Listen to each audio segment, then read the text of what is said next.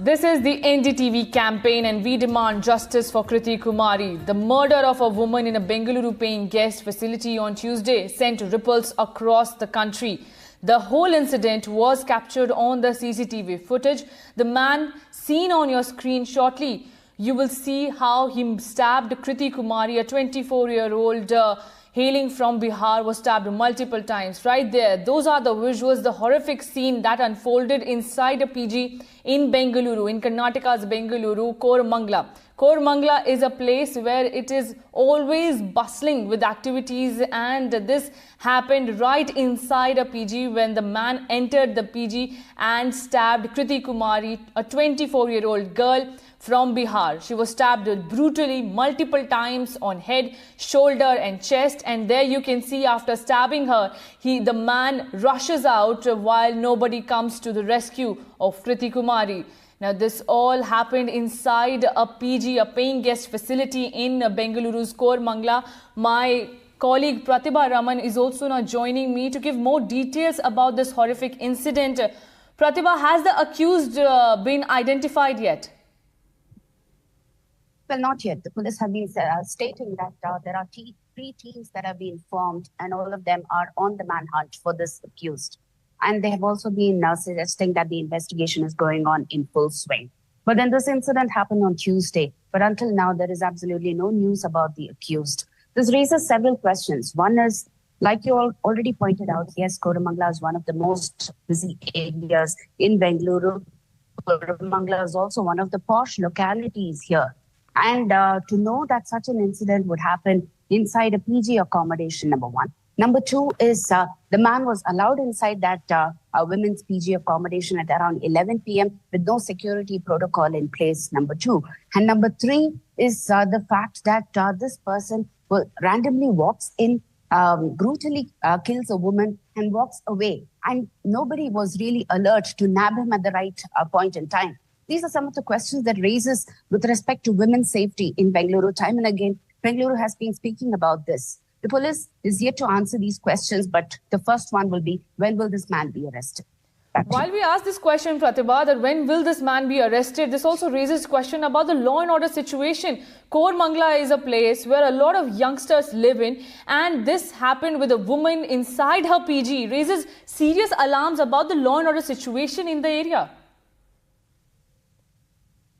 That's right. In fact, there are security guards in place at all these PG accommodations. What were the security guards doing? Wasn't there any kind of frisking that took place? How could he really walk with a knife or whatever the weapon that was used to slit her throat? These are also some of the questions that needs to still be verified to ensure that these kind of security protocols are in place. Bengaluru is not new to such kind of crimes. We have seen in one of the New Year's last couple of years where women were brutally assaulted and as well as groped on New Year's Eve in one of the most busy areas, and that is MG Road. But that happened on the streets, and here we are seeing a man walk in very brazenly into a women's PG accommodation and brutally kills her.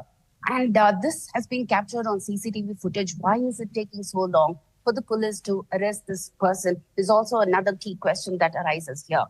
Tuesday is when the incident happens. 11 p.m. this man walks in brazenly, and it is today, Saturday, that we are talking of. Still no news about this accused. While several days have passed, Pratibha, there are also footages that show that several people, after she was brutally stabbed, Kriti Kumari, came down from the stairs. Several PG mates inside the PG, they came rushing down, but nobody in the visuals, as we can see, nobody came to help her. Is the police also trying to investigate, take statements of those who were right there when Kriti Kumari was stabbed? Is the police working out some strategy to take statements of these people as well? Well, the police is definitely interrogating all of these people at the PG accommodation, including the security guard there.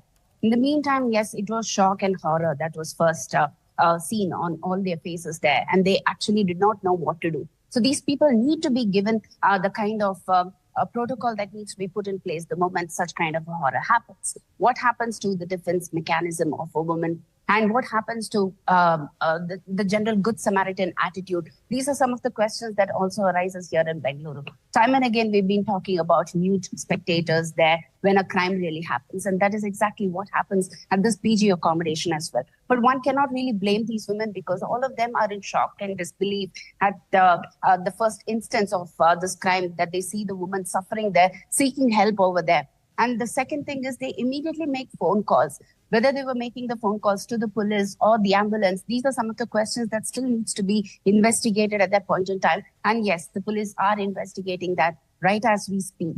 But then it is only a matter of time that the police would need before they nab the accused, is what the cops say, and that they are working on this case in an extremely tight fashion.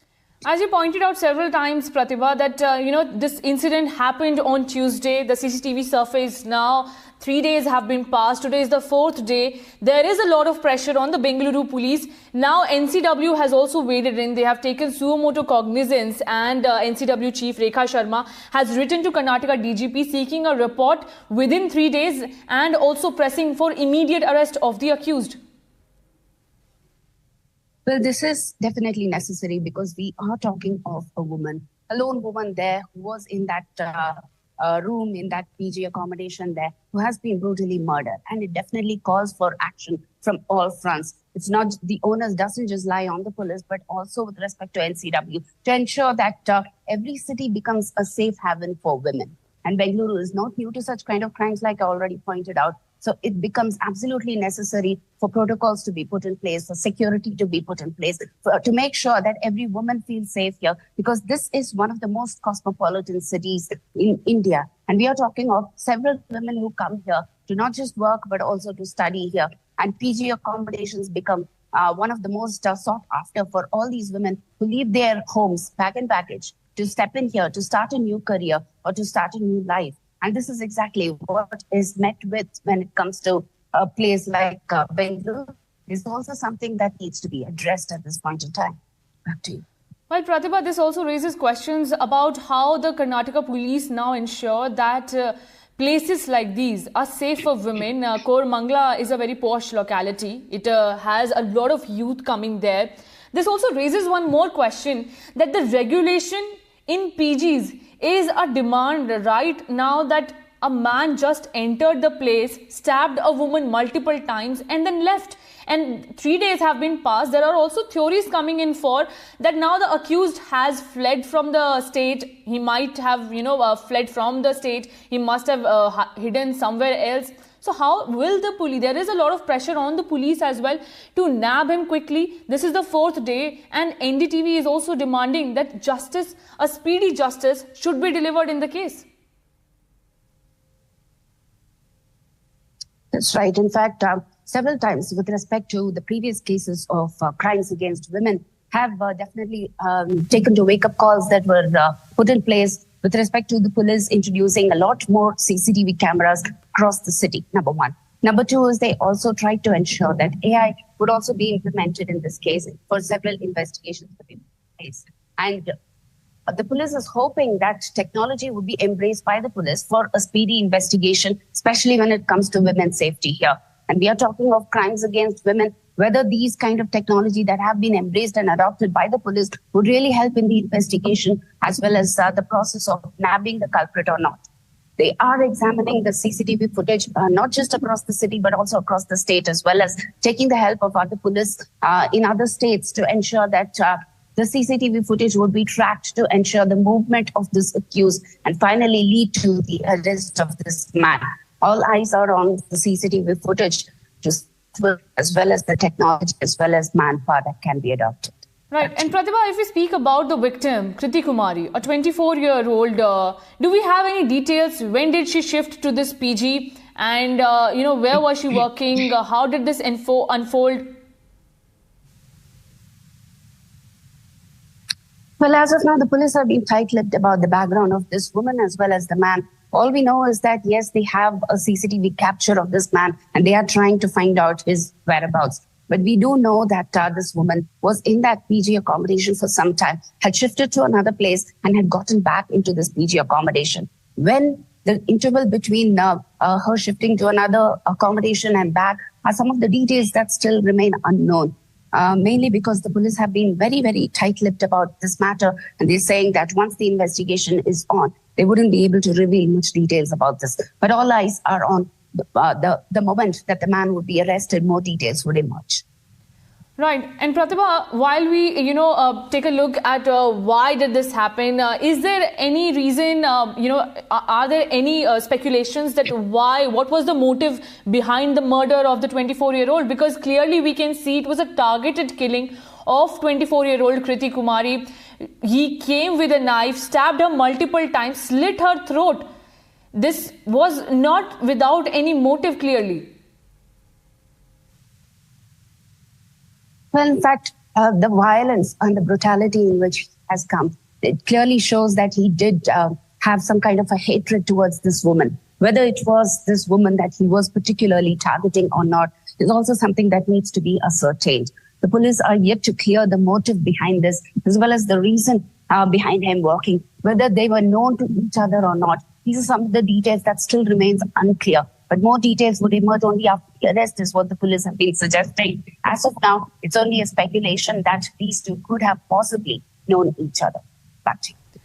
Now, Pratibha, as we speak about the law and order situation in the state, is there any need for more regulation when such PGs are there? Several people are coming and working in Bengaluru. It is a hub for people from other states to come and join the place where they find accommodations like these. And if this happened inside a PG, then it also raises questions about if there is a need for more regulations that should be put in place. There should be multiple level of security checks before allowing a person to go inside a PG.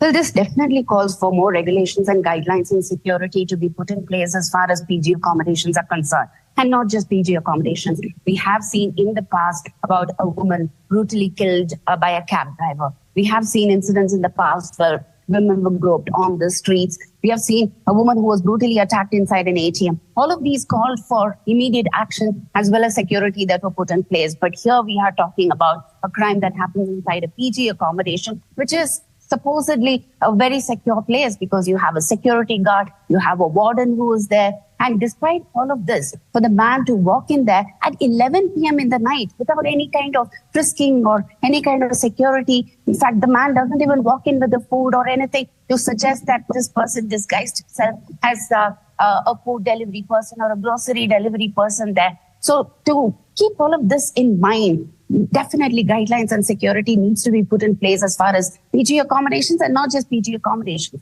Any other such places that could become a vulnerable place for any kind of woman to be attacked like this. Back to you.